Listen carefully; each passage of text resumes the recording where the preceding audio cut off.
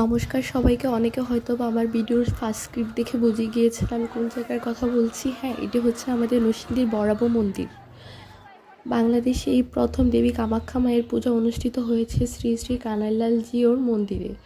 এখানে 15 ফিট উচ্চতার দেবী প্রতিমা এনে 3 দিন ব্যাপী পূজা অনুষ্ঠিত হয়েছিল। আমি প্রথম দিন চলে গিয়েছিলাম, কিন্তু আমি কল্পনাও করতে পারিনি প্রথম দিন এত পরিমাণের মানুষ হবে।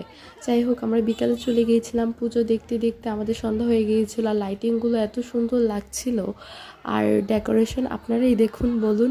আর এখানে বাবা কালভৈরবের একটি মূর্তি ছিল, সবাই এখানে মোমবাতি আগরবাতি জ্বালাচ্ছিল। আর এই থিমগুলো কি বলবো, পুরো তন্ত্রমন্ত্র ভাইব লাগছিল।